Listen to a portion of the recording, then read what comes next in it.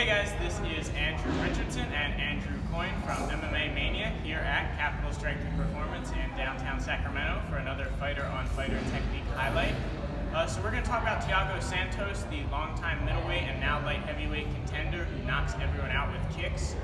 And we've talked about a few times before some of the ways he sets up his kicks, but specifically in this video we're going to talk about what he should do against Jon Jones, the pound-for-pound great who is pretty much untouchable inside the octagon, and how Santos can give himself the best shot. And so before we get into the technical analysis of it, really the number one thing Santos can do is not get discouraged. What Jon does to people is figure out what they do well and take it away from them.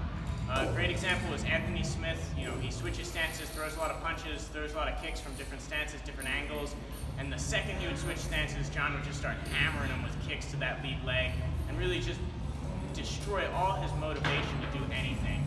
Now, Santos is a really naturally aggressive guy, and he needs to maintain that aggression, that confidence in his kicks if he's to have any chance here.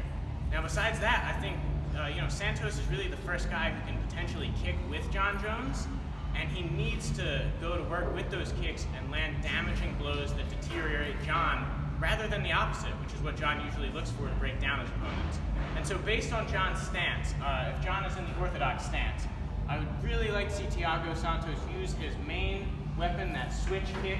Just say, when I switch, that body is open, or Santos will sometimes shift entirely to southpaw, shuffle into the kick.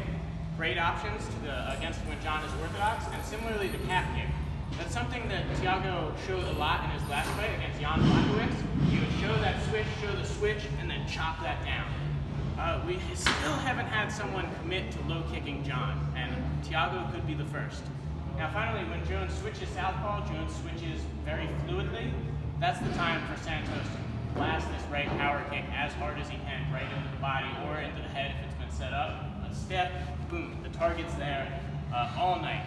Those trio of options that Santos has, if he just sticks to them and hammers them home, he gives himself a much better chance of victory than if he tries to fight super technical or tries to match Jon technique for technique.